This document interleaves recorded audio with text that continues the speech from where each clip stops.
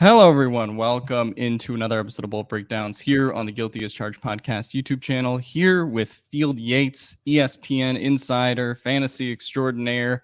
Here again on the podcast to talk about everything Chargers going on this offseason. Specifically, we have to talk about something that I guess has ratcheted up in the last couple days. But first, how are you doing, Field? I'm doing well. Good to be back on. Look forward to talking about all things Chargers and hopefully leading into what could be a transformative offseason for the Chargers. Obviously, a lot has taken place already since the coaching and general manager change, but it still feels like there's quite a few shoes to drop. As you and I were joking prior to the recording, any of those shoes could drop during this chat. If they do, I'm sure it will cause quite a reaction from the two of us. Yeah. Let's start with the elephant in the room. Jim Harbaugh, supposedly met with the Chargers yesterday, still has interest from the Falcons, still has interest from Michigan. Where from everything you've heard, where does all of this kind of line up as of now? So I am not trying to be the person that is kind of taking the easy way out. But if there's one Mm, thing that I've learned with Jim Harbaugh in the several years of him being out of the NFL, actually a decade of being out of the NFL in a head coach capacity, until a deal is agreed to and pen is on paper and Jim Harbaugh is wearing Chargers colored khakis, I'm not totally certain that he will be leaving Michigan to go to the NFL. I do think it's more realistic than it has been in a long time, in large part because Jim is now a college football national champion as a head coach. And what more is there for him to accomplish at his alma mater? But at the same time, as of this conversation, there are still 5 head coaching vacancies. So while he hasn't been connected to all of them, he's been connected to multiple head coaching vacancies. And with that in mind, I think a Chargers deal is certainly possible. But and I'm looking at my watch, it says 2:02 Eastern time on Wednesday, January 24th. There is no finality on Jim Harbaugh's next step. right. I guess let's get to the Chargers process in this because they interviewed 15 candidates for them, Yeah. which kind of was a record, in the first round compared to their previous coaching cycles. And then there was only one second round interview, or there has only been one second round interview so far in Harbaugh for head coach. They had an interview with Brandon Brown today as a potential general manager candidate. What have you kind of made from their side in all this with the Spanos family, with the Chargers, and I guess post Staley, how this process has taken place?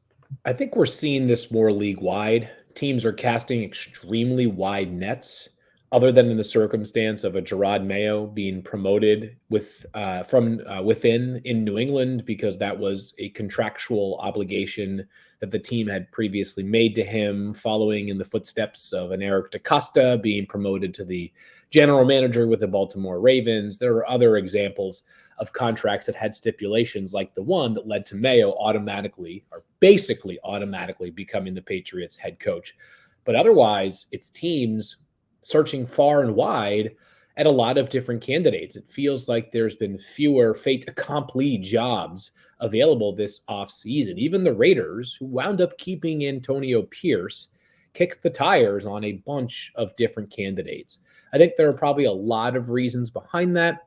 One of which I would say is that because there are so many notable coaches available, Bill Belichick, the greatest of all time, Jim Harbaugh, incredibly successful basically everywhere he's gone, Mike Vrabel, an outstanding head coach, like those three available by themselves makes it a compelling coaching market. I think that's part of it. I also think that while there are definitely going to be some people that are hired this offseason for the first time in full-time jobs that become very good head coaches, there weren't quite as many like screaming obvious assistant coaches who had not previously been head coaches that we were calling this year's version of like must-see TV amongst potential head coaches. So a lot of teams doing their due diligence on coaching candidates, and we're seeing, I feel like, way more requests and interviews than I can recall in any of the previous 5 or so cycles. Yeah, it feels like Ben Johnson is probably the guy who's like first time potential head coaching Yep. candidate that's gotten the But most he's the buzz. only scorching hot one, right?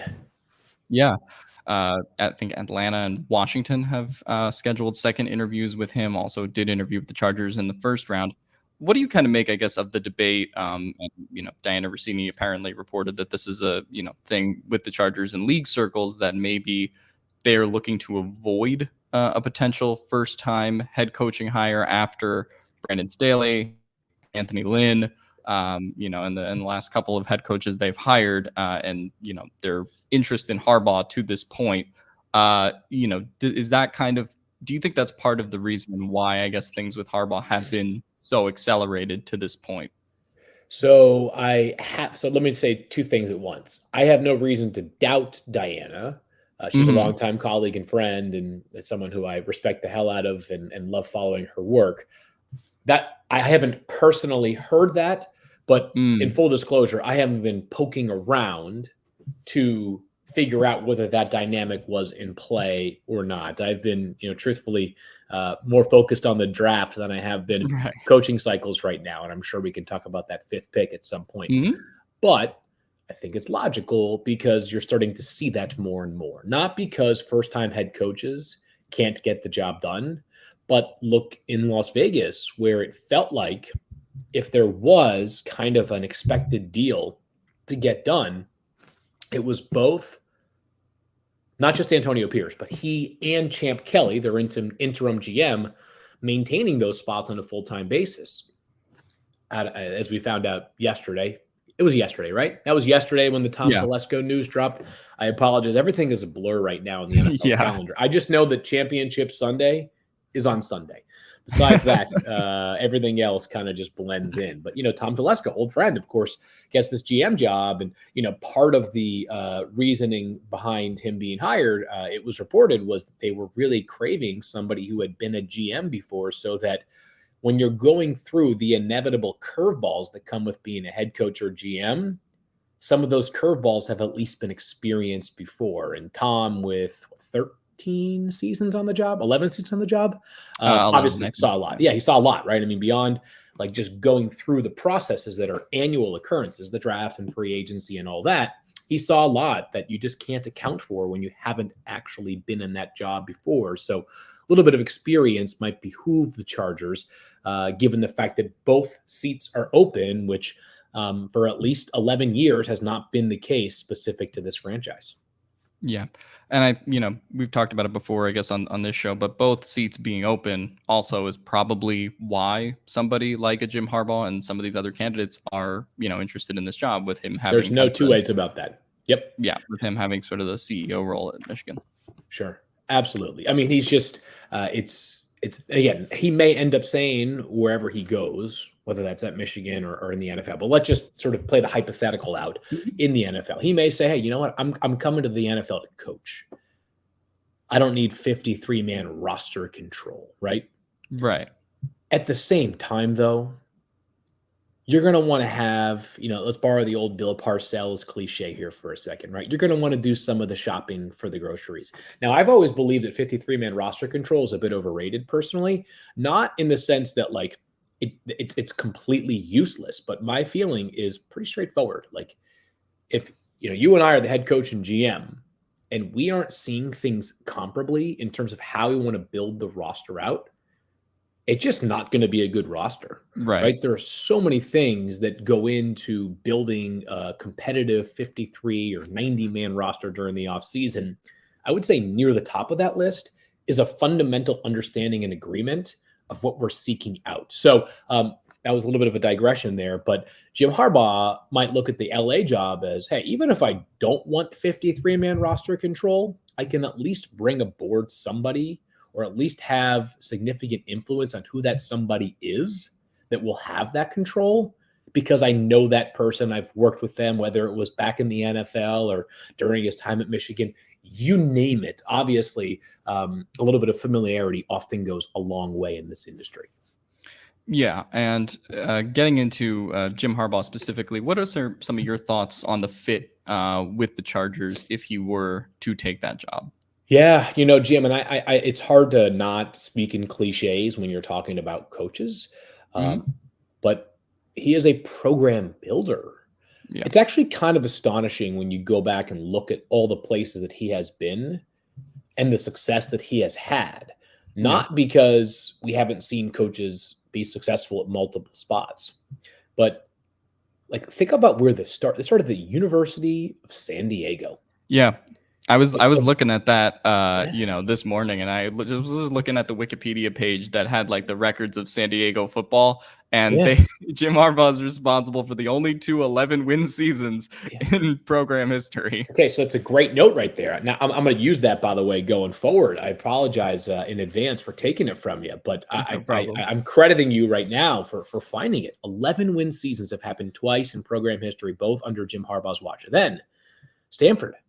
Who's the Stanford football coach right now? Like, if I put you on the spot, do you know? And I'm not trying to undercut your knowledge, but more so to illustrate that, like, if someone asks you who the head coach of Notre Dame or Alabama is, you probably know just every year Mhm. because those programs are just they're larger than life, right? Stanford is not that, and All I Jim know Harbaugh is went it to was Stanford. David Shaw 2 years ago. That's That's correct. That's it. right. That's right. Same. Right. I actually, and I don't know who the Stanford head coach is right now. I should. I don't know. So my point is that he took Stanford to probably the greatest heights in program history, or at least in a long time, probably since like the John Elway days, right? And then he goes to San Francisco. Same thing. Takes them to a Super Bowl within a few plays of winning the whole thing. Michigan, a team, a franchise, not a franchise, a school, but I suppose a franchise in some ways as In a well. way, it is a Yeah, franchise. that had rich history, but there was like a decade-long streak of losing to Ohio State. I mean, they became little brother in that rivalry, and now they're very much on top, and they might set the record for most prospects drafted in a single draft this upcoming April, and that's a testament to the work that Jim Harbaugh and his staff did. So, program builder is a cliche in every sense of the word, but I also think it's relevant. He's got this infectious, contagious energy and enthusiasm about him that if you can say one thing about Jim Harbaugh, it's that he's not afraid of the work, and you have a quarterback in place. The most difficult challenge has already been accomplished, but the subsequent challenges are going to require work. Jim Harbaugh will not be scared off by the work. Yeah, and I think it's interesting the position Harbaugh is in now because if you go back 4 years ago, Michigan was really struggling in the Yeah, 2020 COVID season to the point where Harbaugh took $1.5 million pay cut, and to work with Michigan I remember during that. Wasn't it the like, pandemic. yeah, Yeah, yeah, I remember and that. now Jim Harbaugh, more than anyone else in the football world, has everyone in his palm. In terms Yeah, of leverage, the Falcons and the Chargers and Michigan. And you go back 4 years ago, and it was like nobody wanted to hire Jim yeah. Harbaugh. People thought he would be Crazy, huh? on the outs at Michigan. When you Man. think about it like that, um, I guess what do you kind of make of maybe some of the other NFL head coaching vacancies right now, and sort of this market of coaches? So we got five left: Hmm. Washington, Atlanta, LA, Seattle, and who am I forgetting? Um, Washington, Carolina, excuse me. Yeah. Um, Carolina, let's just rip through them. Carolina is the long game. It's how patient are you willing to be?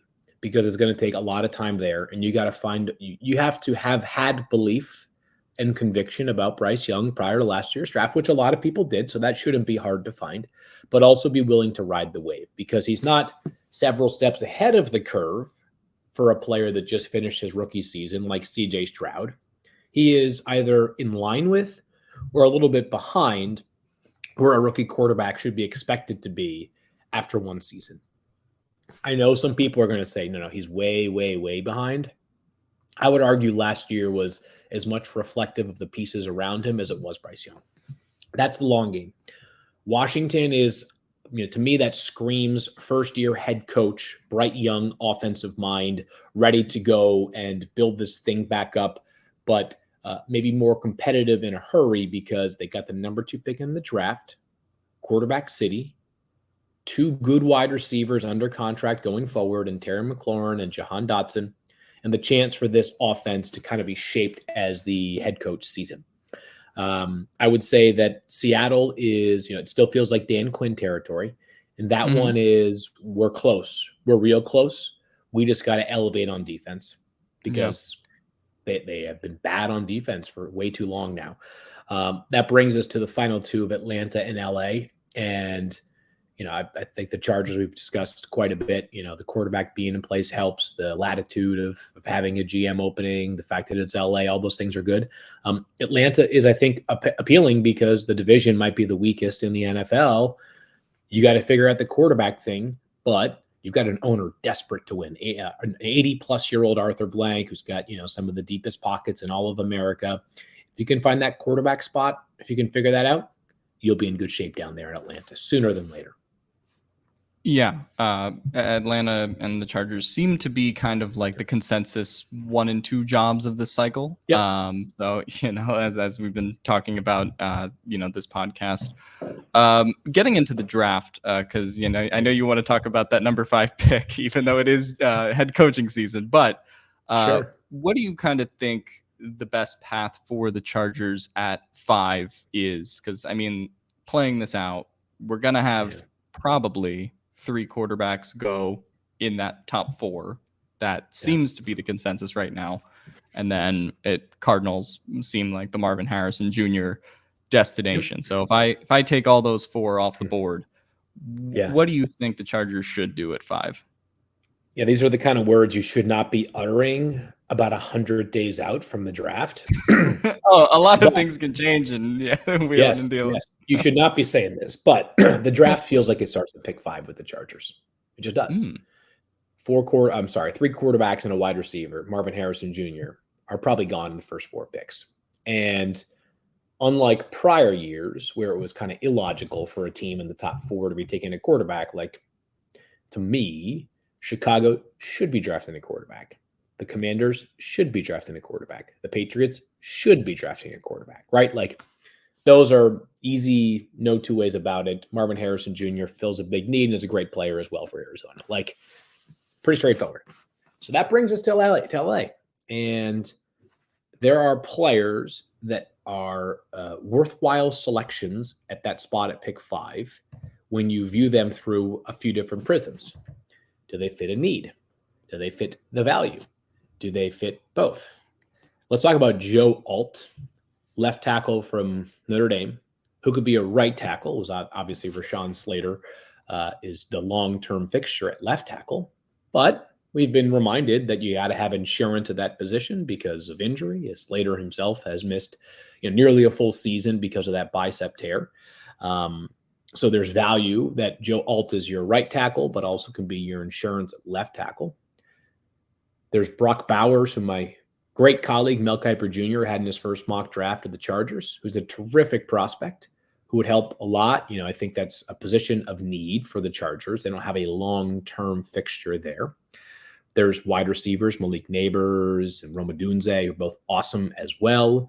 Obviously, Keenan Allen and Mike Williams both have inflated cap charges for 2024, and both are also in the final year of their contracts. So each is not a guarantee to be there for this season and beyond this season for sure. I would argue that if I were making the pick right now, it would be a Joe Alt versus Malik Neighbors conversation. Mm-hmm. Because if you look at how the NFL values positions, they tell us these things, right? There is a wide receiver market that exploded last year, and 24 million is like the baseline per year for like a very, very good player, right? There's, whether it's a Terry McLaurin, DK Metcalf, AJ Brown, like those guys all got, Debo Samuel all got 24, 25 million bucks a year. Devontae Adams, Tyreek Hill, even a cut above. Justin Jefferson will be there soon enough. Offensive tackle, Lane Johnson signed a $30 million per year extension. There's, all kinds of guys who are making 20, 22, 25, $26 million per year, right? Then you go to players at the tight end spot, and George Kittle, Travis Kelce, Mark Andrews, we're talking about like 17, 14.75, $14 million per year. So if this player at pick 5 reaches his maximum outcome, which not every player will, and that's not the only reason why you draft guys. Sometimes you're drafting guys that you need to help you in a short term. But At pick 5, I think you're looking for a player who has a chance to reach his maximum outcome and maybe do so for, a span of 8 to 10 years. If you hit that player at pick 5 at offensive tackle or wide receiver, it just provides more value, in my opinion, than tight end. So there's Yeah. no issue with a tight end at pick 5 because Mhm. Brock Bowers is that good. It's not a major issue. It's more of a preference than it is a Yeah. disagreement, if that makes sense. Yeah, no, that makes sense. And I think with neighbors, it's kind of interesting because that can depend on what they do in their wide receiver room. Like you insinuated that Keenan Allen has that cap charge. Mike Williams has, significant cap charge coming off of a torn ACL, unfortunately. Right. And, Quentin Johnston just kind of wasn't what they expected him, to be last year when they took him in the first round. And so now we're kind of sitting here where it's like, well, in theory, you don't want to take another wide receiver because you took one last year, but also is that sunk cost New fallacy to regime. not, yeah, new I regime, agree. and also, sunk cost fallacy to not take Malik Neighbors, right? There is the pick, And you need or multiple, right? yeah, yeah, and Now, if in March you agree to a 1-year extension with Keenan and you find a way to keep Mike Williams around as well, then the conversation shifts because you don't need to have 4 major investments at wide receiver because Quinton is still a legitimate investment, even though it's a new mhm, regime. But if one or both of Mike and Keenan are gone, and all of a sudden it's Quinton Johnston and Josh Palmer as your top 2 wide receivers, that to me would scream wide receiver is a need. yeah, screams wide receiver is a need for sure. Tackle is a need because Trey Pipkins' contract is, cuttable for the Chargers after, 2024 from a cap standpoint. So, I mean, they can go any number of directions with this pick. But as you said, we are still 100 days out. A lot of things will change. Um, It's I guess I'll I put will you on say the this spot. though, like Where on Mhm. Trey and like how it's cuttable in 2024 as opposed to 2020, like right now, after 2024, no doubt. And like that was a real investment this past off season. Um, Yeah. happy that he got the deal that he got. But like, it's not so onerous. Oh, no, Like no. you're not taking Yeah. on a $25 million cap charge that if you felt like, Right. hey, this one like this like there are certain deals that you have to keep because it's just Hmm. way too prohibitive to move on. Yeah. So I feel like I think he's an okay player, but $7 million per year. I think it was like around 7, right? Somewhere in that Yeah. 7 million range for like a right tackle. That probably tells you that they viewed As him a as like a starter, not a star or a starter, rotation right? Yeah. piece. Yeah. Yep. He's a starter who, if he was your third tackle, it's still a justifiable cost because of how Hmm. hard they are to find. Yep. Right. And yeah, there's a lot of offensive line problems this year in the NFL with injuries and players that went down. So Sure are. Yeah. wouldn't be surprised if Yep. Joe Alt or anyone else was the pick there. We do have 2 minutes left. Give me Let's your go. final thoughts on the coaching search. Gut feeling. I'll put you on the spot. Who do you think it's going to be? Okay. Gut feeling. 3 names. Jim Harbaugh, Mike Vrabel.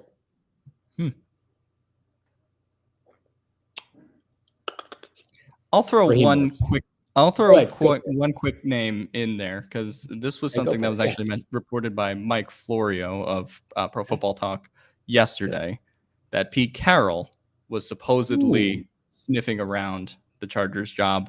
Obviously, they interviewed Jim. There was no first Yep. round interview for Pete Carroll, and supposedly he's in this job in the Chargers, in the Seahawks front office. He's not publicly interviewed anywhere, but that was reported yesterday. So I just thought that was kind of interesting. I do think it is Harbaugh or Mike Vrabel, but I kind of wonder with that report yesterday, just kind of is he sort of maybe lurking out there for one of these jobs? Yep. Okay, that makes sense. I had not thought of Pete Carroll. I'm gonna stick with Harbaugh, Vrabel, Raheem Morris, my third one. Okay, Harbaugh, Yeah. Vrabel, or Raheem Morris. So don't Morris has don't come to interviewed for the job. No or yes? Yeah, he did. He did. He Okay. was the Want he to was make the sure. first Yeah. round candidate, and I think Got he set up a couple second round interviews. Nothing with the Chargers yet, though. it. Okay. Field, it was great to have you on. Thank you very Let the much. people know where they can find you on ESPN. Yeah, if you've watched the First Draft podcast or listened to it, check us out on YouTube or download wherever you get your podcasts. And we'll be doing a ton of draft content between now and 3 months from tomorrow, as the NFL draft is April 25th from Detroit, Michigan. Perhaps the home of the 2024 Super Bowl champions. Wouldn't that be something? That would be crazy. Yeah. Can I get a bolt up out of you? Bolt up!